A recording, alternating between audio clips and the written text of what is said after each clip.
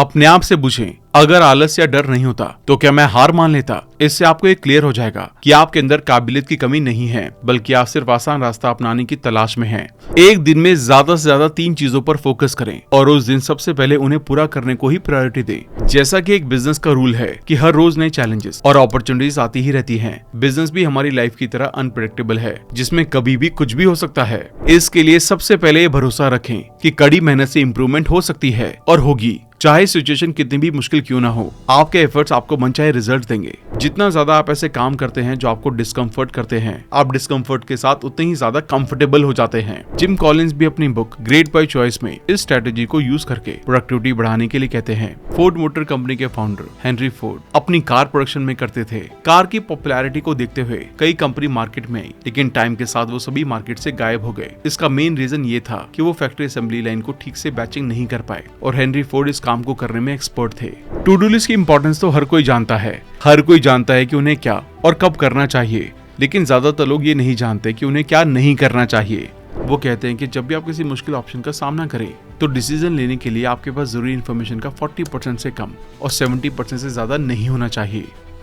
आपके पास दिन में सिर्फ 24 घंटे हैं, बाकी सभी के पास इतने ही हैं। लेकिन कैसे कुछ लोग इतने ही टाइम में बहुत ज्यादा पैसे कमाते हैं और जो पूरा करना चाहते हैं वो पूरा कर लेते हैं। लेकिन वो ये सब कैसे कर लेते हैं? सैली ने गरीब लोगों की हेल्प के लिए एक चैरिटी शुरू की। उसे रास्ते में आने वाली मुश्किलों का अंदाजा नहीं था। जब उसे डोनेशन कलेक्ट करने और उसी की तरह काम करने वाले दूसरे कॉम्पिटिटर एनजीओ का सामना करना पड़ा तो उसे ये और चैलेंजिंग लगा। जब कोई डोनेशन देने से मना करता तो वो दुखी होकर ये सोचने लगती, लोग दूसरों की केयर करना क्यों नहीं चाहते, वो सेल्फिश है। इस तरह की नेगेटिव बातें सोचती सोचती बहुत जल्द सैली अपने काम के बारे में पूरी तरह से उदास हो गई। ये आदत अपने साथ बहुत सी नेगेटिव फीलिंग्स को लेकर आई, जिससे अब उसे डोनेशन लेटर लिखने और डोनेशन के कामों में हिस्सा लेने से नफरत होने लगी। जिस पर्पस की वो अपने दिल की गहराई से केयर करती थी, उसे छोड़ने में सिर्फ कुछ ही महीने लगे। अगर आपकी लाइफ भी शैली की तरह हो रही है, सपने देखते हैं और शुरू भी करते हैं, लेकिन उसे पूरा नहीं कर पाते, बीच में ही छोड़ देते हैं, तो ये वीडियो आपके लिए है।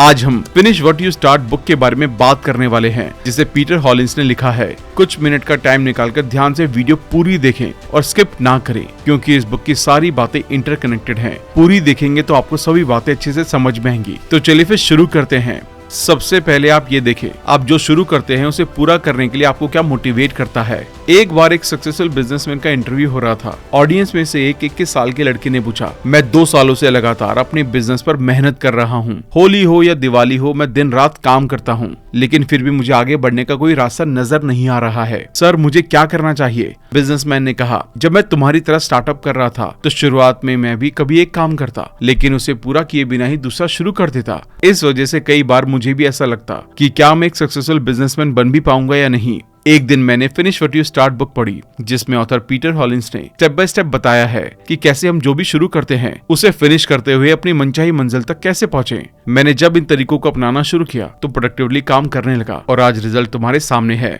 लड़के ने कहा, अच्छा सर, प्लीज हमें भी बताइए ना। बिजनेसमैन बोले, ठीक है, अगले 23 मिनट ध्यान से सुनना और इम्पोर्टेंट बातों के नोट्स भी बना लेना। ये तरीके बिजनेस में तो हेल्प करेंगे ही, साथ ही तुम्हारी डेली लाइफ के गोल्स, जैसे कितने पैसे कमाने हैं, हेल्दी रहना है और अच्छे रिलेशनशिप बनाने में भी हेल्प करेंगे। इसलिए एंड तक ध्यान से हर चीज को समझना। तो सबसे पहले अपने गोल के लिए मोटिवेटेड रहें। मोटिवेटर्स 2 तरह के होते हैं, इनर मोटिवेटर्स यानी कि जो हमें अंदर से एक्शन लेने के लिए इंस्पायर करते हैं, और एक्सटर्नल मोटिवेटर्स, ऐसी बाहरी चीजें जो आपको एक्शन लेने के लिए मोटिवेट करें।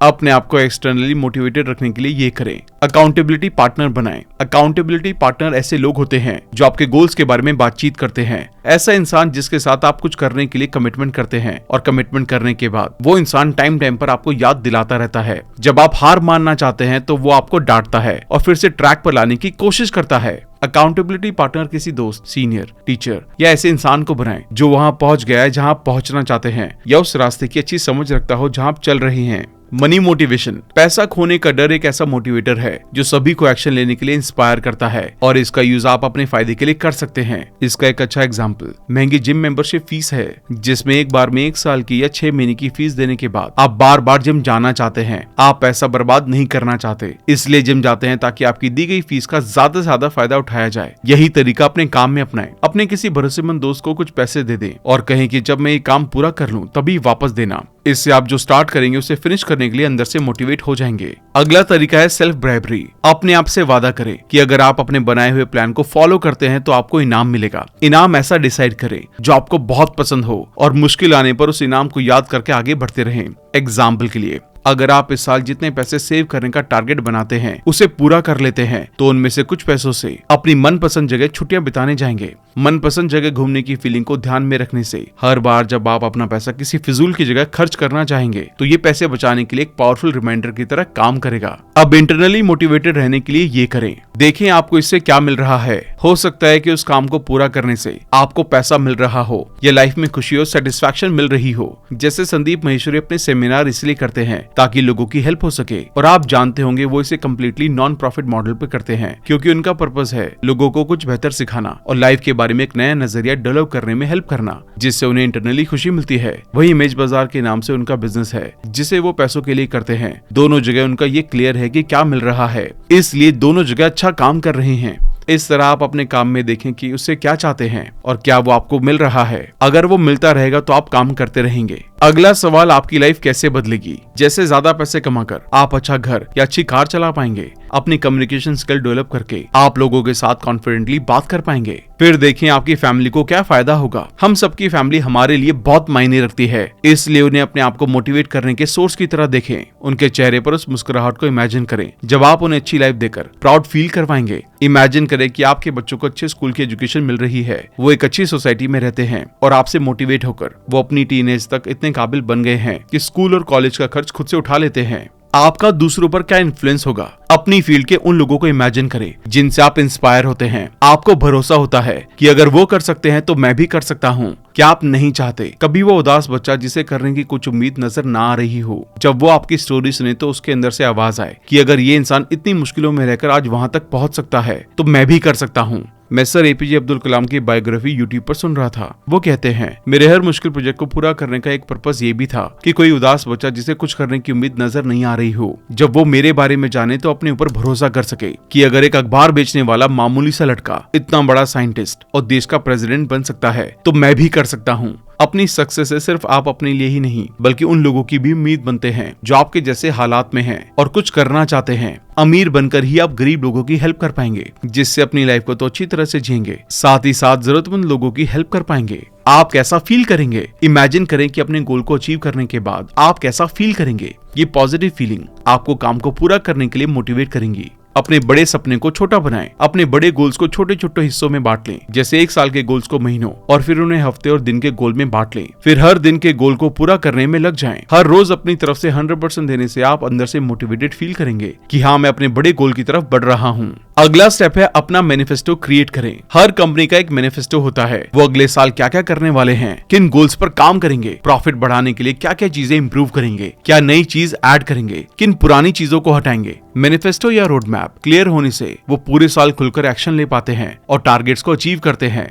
इसी तरह इलेक्शन में हर पार्टी का एक मैनिफेस्टो होता है। वो आपको बताते हैं कि अगले 5 साल में जनता के लिए क्या क्या करने वाले हैं, तब भी आप उन्हें वोट देकर जिताते हैं। सोचे जिस पार्टी का मैनिफेस्टो ही ना हो, क्या आप उसे वोट देंगे? नहीं, और ना ही वो कभी जीत पाएगी। इसी तरह आपकी लाइफ का भी एक मैनिफेस्टो होना चाहिए कि अगले कुछ सालों में कहां पहुंचना चाहते हैं और क्या क्या करना चाहते हैं। इसके लिए इन 3 रूल्स को फॉलो करें। रूल नंबर 1, खुद को इवैल्यूएट करें। अपने आप से पूछें, अगर आलस या डर नहीं होता तो क्या मैं हार मान लेता? इससे आपको ये क्लियर हो जाएगा कि आपके अंदर काबिलियत की कमी नहीं है, बल्कि आप सिर्फ आसान रास्ता अपनाने की तलाश में हैं। ब्रूस ली कहते हैं, preparation for tomorrow is a hard work today. आपको कल की अच्छी तैयारी के लिए आज हार्ड वर्क करना ही होगा। इसका कोई सब्स्टिट्यूट नहीं है। मान लीजिए आपका गोल 1 महीने में अपने कस्टमर को कुछ प्रोडक्ट देकर एक अमाउंट कमाना है। जब आप ग्राउंड लेवल पर काम करना शुरू करते हैं तो ये मुश्किल लगता है। आप खुद को डिमोटिवेटेड होते हुए पाते हैं और काम करना बंद करना चाहते हैं या कुछ दिनों की छुट्टी लेना चाहते हैं। तो छोड़ने से पहले अपने आप से पूछें, क्या मैं सिर्फ आलसी हो रहा हूँ?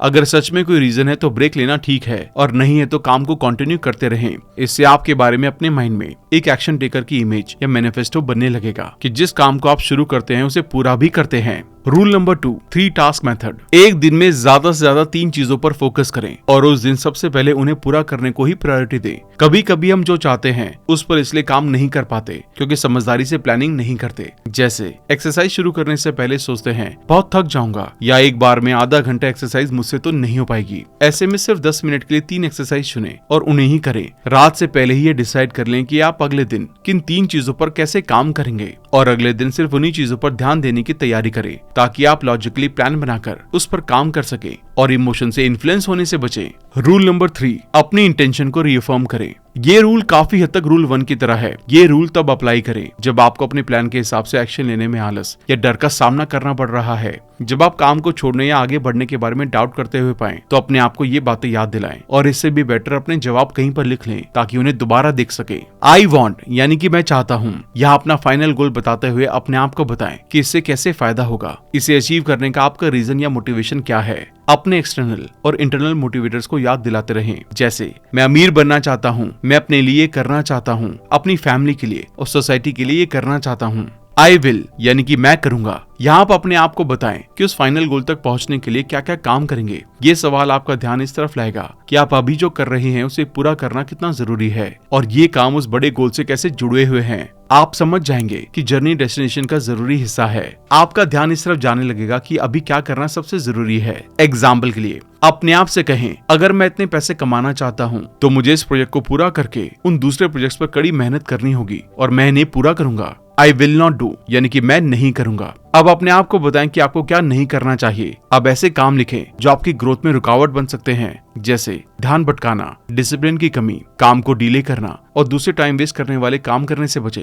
अपने आप से कुछ ऐसा कहें, मैं अमीर बनना चाहता हूँ, इसलिए मैं सोशल मीडिया पर बेकार कंटेंट में अपना टाइम खराब नहीं करूंगा और अपने प्रोजेक्ट्स पर काम करने को प्रायोरिटी दूंगा। अब आपको फॉलो थ्रू माइंडसेट डेवलप करना होगा। फॉलो थ्रू या सक्सेस माइंडसेट हमारी सिचुएशन और प्रॉब्लम को इमेजिन करने और उनसे डील करने का एक तरीका है। जेराल्ड अपना खुद का बिजनेस शुरू करना चाहते थे। जब उन्होंने सच में अपना बिजनेस शुरू किया तो कई मुश्किलों का सामना करना पड़ा जिससे वो डरने लगे। एग्जाम्पल के लिए उन्हें एक प्रोजेक्ट में इन्वेस्टमेंट करना था, लेकिन ये सोचकर डर गए कि वो अपना पैसा खो सकते हैं। इस डर ने जेराल्ड को अनकंफर्टेबल कर दिया। एक और चीज जिससे वो इन्वेस्टमेंट करने से बच रहे थे वो थी अपनी हॉबी या लाइबिलिटी की चीजों पर पहले खर्च करना, जिस वजह से उनके पास अपने स्टार्टअप के लिए ज्यादा पैसा नहीं बच पा रहा था। जैसा कि एक बिजनेस का रूल है कि हर रोज नए चैलेंजेस और अपॉर्चुनिटीज आती ही रहती हैं। बिजनेस भी हमारी लाइफ की तरह अनप्रेडिक्टेबल है जिसमें कभी भी कुछ भी हो सकता है। जेराल्ड इस सच्चाई को नहीं समझ पाए और नई चीजों को अपनाने की बजाय उनसे डरने और घबराने लगे। कुछ ही हफ्तों के बाद उन्होंने डिसीजन लिया कि एक बिजनेसमैन बनना उनकी पर्सनैलिटी को सूट नहीं करता। इसलिए उन्होंने अपनी सपनों की कंपनी शुरू करने के बजाय वो अपनी उस पुरानी जॉब में वापस आ गए क्योंकि ये उनके लिए कंफर्टेबल थी, जिसका रिजल्ट ये हुआ कि वो कभी भी बहुत ज्यादा पैसे कमाने और बिजनेसमैन बनने के सपने तक नहीं पहुंच सके। ऐसा इसलिए हुआ क्योंकि जेराल्ड का माइंडसेट नेगेटिव था। उन्होंने आने वाली मुश्किलों या डिस्कम्फर्ट से डील करने या ऐसे सैक्रिफाइस करने को इग्नोर किया जो उनके सपनों के लिए जरूरी थे लेकिन कंफर्टेबल नहीं लग रहे थे। अगर जेराल्ड का माइंडसेट पॉजिटिव या ऑप्टिमिस्टिक होता तो वो सक्सेसफुल हो सकते थे, लेकिन अपने नेगेटिव माइंडसेट के कारण वो रास्ते में आने वाली मुश्किलों को गलत तरीके से देखने लगे, जिससे सक्सेस की कोई उम्मीद नहीं रह गई। जेराल्ड को और आपको भी इस तरह की सिचुएशन में सक्सेसफुल होने के लिए इस तरह के माइंडसेट को अपनाना चाहिए। Mindset 1, it's worthwhile mindset. इसके लिए सबसे पहले ये भरोसा रखें कि कड़ी मेहनत से इंप्रूवमेंट हो सकती है और होगी, चाहे सिचुएशन कितनी भी मुश्किल क्यों ना हो। आपके एफर्ट्स आपको मनचाहे रिजल्ट देंगे। खुद पर विश्वास करें कि आप भी दूसरों की तरह अच्छे हैं। अपनी स्किल्स और अपॉर्चुनिटीज पर भरोसा रखें। अपने ऐसे बिलीव्स को मजबूत करें जो आपको अपना काम पूरा करने के लिए मोटिवेट करते हैं। जैसे किसी बिजनेस मीटिंग में आपके पास भी क्लाइंट को हैंडल करने की उतनी स्किल है जितनी ऑफिस के बाकी सक्सेसफुल लोगों के पास है। Mindset 2, comfort with discomfort. इस सच्चाई को मानकर चलें कि आपकी सक्सेस की जर्नी कभी कभी बहुत ज्यादा अनकंफर्टेबल हो जाएगी, इसलिए आपको इस डिस्कम्फर्ट के साथ कंफर्ट होने की जरूरत है। नई और अनजान सिचुएशन आने पर भी काम करते रहना कभी भी कंफर्टेबल नहीं होता, क्योंकि ये आपको ऐसे काम करने के लिए कहता है जो आपके लिए अननोन और नए हैं। कभी हार ना मानने के लिए आपको डिस्कम्फर्ट की फीलिंग से बचकर उसके पॉजिटिव एस्पेक्ट पर ध्यान देना होगा कि उसमें क्या है जो आपको गोल के करीब ले जा सकता है। जितना ज्यादा आप ऐसे काम करते हैं जो आपको डिस्कम्फर्ट करते हैं, आप डिस्कम्फर्ट के साथ उतने ही ज्यादा कंफर्टेबल हो जाते हैं। ऐसा करते रहने से आप पाएंगे कि डिस्कम्फर्ट एक टेम्परेरी फीलिंग है जो सिचुएशन का सामना करने के साथ ही कुछ टाइम में दूर हो जाती है। हिम्मत से उसका सामना करने से आपका मन डिस्कम्फर्ट से डरना बंद कर देगा और आपको ये फील होगा कि डिस्कम्फर्ट की फीलिंग आपको चोट नहीं पहुंचाती बल्कि सिखाकर पहले से ज्यादा मजबूत बनाती है। Mindset 3, allow learning mindset. Best selling book chicken soup for the soul के ऑथर जैक कैनफील्ड की ये बुक पब्लिश होने से पहले 144 बार रिजेक्ट की गई थी। जब जैक ने पब्लिशर से कहा कि वो इसके पब्लिश होने के पहले 18 महीनों में 1.5 मिलियन यानी कि 15 लाख कॉपीज बेचना चाहते हैं, तो पब्लिशर ने हंसते हुए कहा कि इसकी 20,000 कॉपी भी बेच लो तो तुम्हारी किस्मत अच्छी होगी। लेकिन जैक कैनफील्ड रिजेक्शन और फेलियर से नहीं डरे, बल्कि उनसे सीखते हुए काम करते हुए, और इस बुक की अमेरिका में 8 मिलियन से ज्यादा और दुनिया भर में 10 मिलियन से ज्यादा कॉपी बिकी। कैनफील्ड का बुक ब्रांड अब $1 बिलियन का बन चुका है। आप भी इसी तरह सीखते सीखते आगे बढ़ने का माइंडसेट डेवलप करें। इसके लिए अपने आप से पूछें, मैं इससे क्या सीख सकता हूँ। इससे हमारे अंदर नॉलेज की प्यास पैदा होती है। हम एक्साइटेड होकर ये देखने की कोशिश करने लगते हैं कि इस एफर्ट से फाइनल रिजल्ट कैसा मिलेगा और वो मिलने के बाद मुझे कितना अच्छा फील होगा। आप अपनी सक्सेस को एक्सपीरियंस करेंगे, जिससे मोटिवेट होकर आप अपने काम को पूरा करने में फिर से लग जाएंगे। Mindset 4, stress free mindset. Stress इस बात पर असर डालता है कि आप में कितनी विल पावर और सेल्फ कंट्रोल है। हो सकता है कि आपने अब तक इसे नोटिस ना किया हो, लेकिन ये जरूर फील किया होगा कि जब आप स्ट्रेस्ड और परेशान होते हैं तो थका हुआ फील करते हैं और कम काम कर पाते हैं। एक ऑस्ट्रेलियन स्टडी से पता चला है कि जो स्टूडेंट अपने एग्जाम को लेकर परेशान थे, उन्होंने अच्छा खाना, अच्छी नींद और एक्सरसाइज जैसी हेल्दी हैबिट्स को इग्नोर किया। इसकी बजाय ज्यादा स्मोकिंग करते, कैफीन कंज्यूम करते और अपनी फीलिंग को कंट्रोल करने में स्ट्रगल कर रहे थे और अपनी केयर और कमिटमेंट पर ध्यान कम देते थे। MS धोनी मुश्किल सिचुएशन में भी कूल रहते हैं और सोचते हैं कि इसे ठीक करने के लिए क्या किया जा सकता है। सोचने के बाद उस पर काम करना शुरू कर देते हैं, जिससे स्ट्रेस अपने आप दूर होने लगता है। और इस स्ट्रेस फ्री माइंडसेट का ही रिजल्ट है कि आज वो यहाँ हैं। अब हम प्रोक्रेस्टिनेशन के बारे में बात करेंगे। इतना करने के बाद अब हमें अपनी प्रोक्रेस्टिनेशन की हैबिट पर काम करना होगा। चलो मैं आपको 2 दोस्तों की कहानी से इसे समझाता हूँ, जो फ्रीलांसिंग का काम करती थी। शैली के पास एक कोडिंग का एक बड़ा प्रोजेक्ट आया, जिसकी टाइम लिमिट 1 हफ्ते की थी। वो जानते हैं कि इसको पूरा करने के लिए उसे हर दिन 15 पेज का कोड पूरा करना होगा। लेकिन जब काम करने की बात आती है तो वो आलस के कारण काम को टाल देती है। अपने पिछले दिन के काम को रिकवर करने के लिए अगले दिन 30 पेज कोडिंग की प्लानिंग की, लेकिन क्योंकि उसकी कैपेसिटी सिर्फ दिन के 15 से 20 पेज कोडिंग करने की थी, इसलिए अगले दिन भी वो 30 पेज नहीं लिख सकी। इसलिए उसने अगले दिन भी इसे टाल दिया, जिससे अब उसे 45 पेजेस लिखने थे। अब वो काम पूरा करने का कोई शॉर्टकट ढूंढने लगी। किस्मत से मिल भी गया। सिर्फ 3 दिनों में 7 दिनों का काम पूरा कर लिया, लेकिन जल्दबाजी के कारण उसमें कई गलतियां थी, जिस वजह से क्लाइंट ने उस प्रोजेक्ट को अप्रूव नहीं किया और उस कस्टमर ने दोबारा से कोई भी प्रोजेक्ट शैली को करने को नहीं दिया। दूसरा एग्जांपल है मिशेल का। मिशेल भी सेम प्रोजेक्ट पर काम कर रही थी। शैली के अपोजिट मिशेल समझती थी कि उसकी स्ट्रेंथ और वीकनेस क्या है। अपनी स्किल के अकॉर्डिंग वो उस बड़े से प्रोजेक्ट को उतने छोटे छोटे हिस्सों में बांट लेती है जिसे मैनेज कर सके और अपने हर दिन डिसाइड किए हुए हिस्से पर काम करने लगती है। शैली की तरह भी वो एक दिन में 15 पेज कोड लिख सकती थी, इसलिए उसने हर रोज इतना करने पर फोकस किया, जिससे कभी कभी वो ज्यादा भी करने लगी। और हर दिन के गोल को पूरा करने के बाद वो अपने आप को छोटे छोटे रिवॉर्ड्स देती, जैसे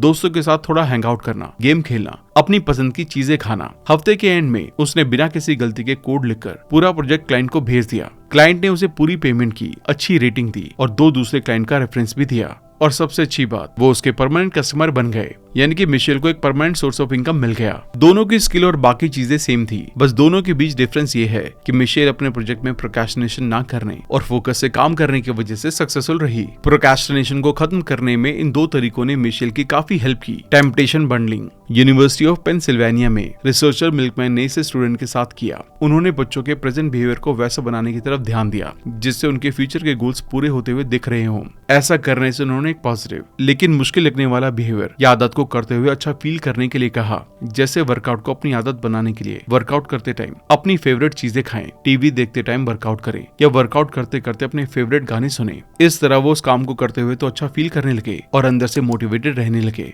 अगर आपको किसी काम से दुख होता है तो आप सारा मोटिवेशन खो देंगे और काम टाल देंगे। इसलिए अपने बड़े गोल को छोटे मनपसंद काम के साथ करते हुए आगे बढ़े। आसान शब्दों में कहें तो अपने बड़े गोल के लिए ऐसे छोटे छोटे काम ढूंढे जिनसे इंस्टेंट प्लेजर मिले। मिल्कमैन ने पाया कि 51% बच्चे इस तरीके के साथ एक्सरसाइज करने में इंटरेस्टेड थे।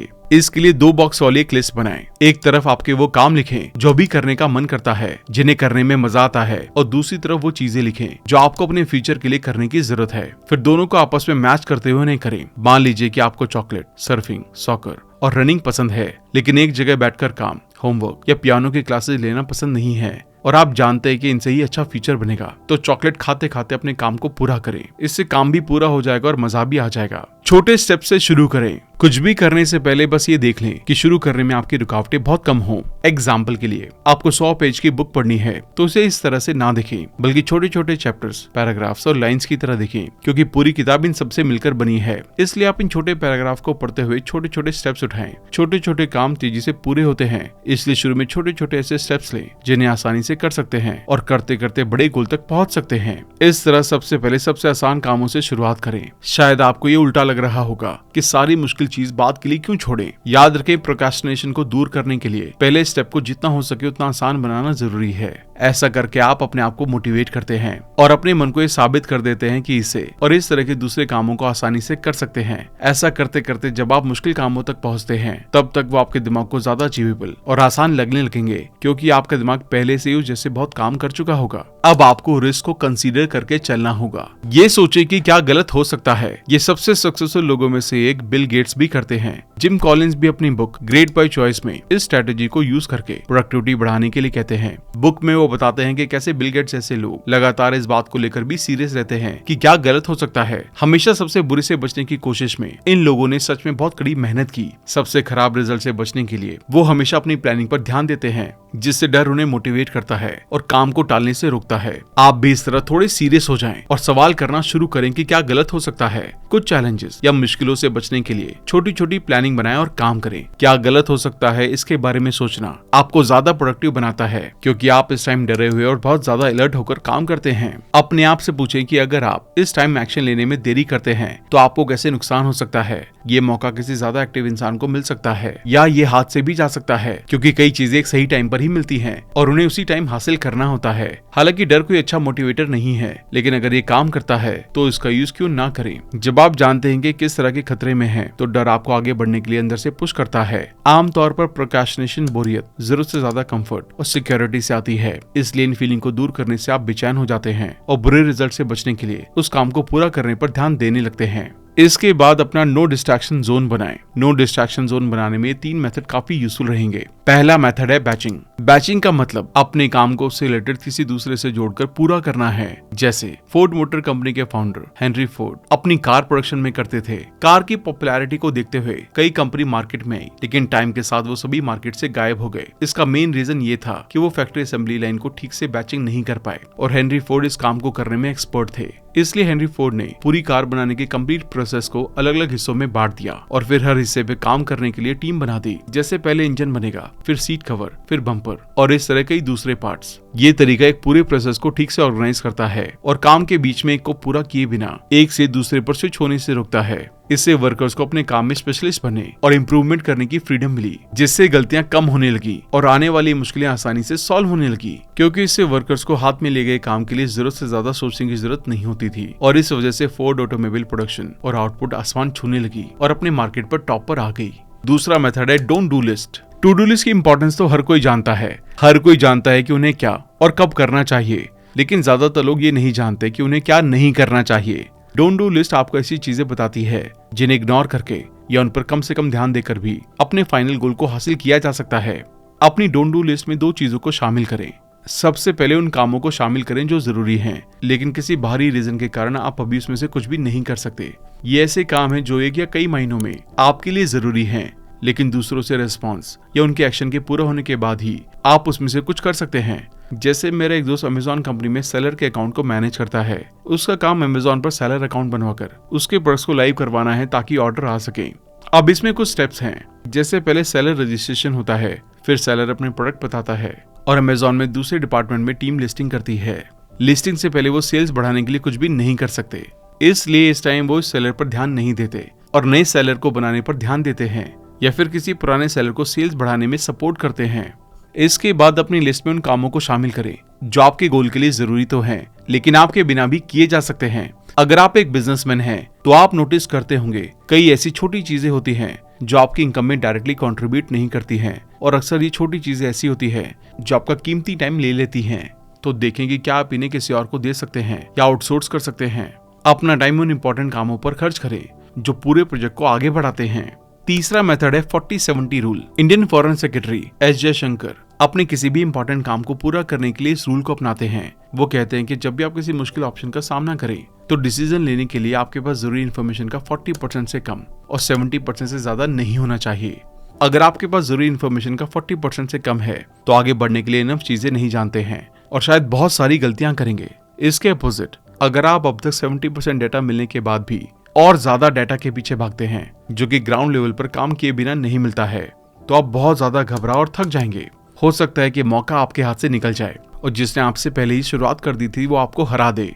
जब आप 70% से ज्यादा इन्फॉर्मेशन या कॉन्फिडेंस पाने की कोशिश करते हैं तो कई नेगेटिव चीजें सामने आने लगेंगी, जिससे आपकी स्पीड कम और इंटरेस्ट भी कम होने लगेगा, जिसका मतलब यह है कि कुछ भी अच्छा नहीं होने वाला है।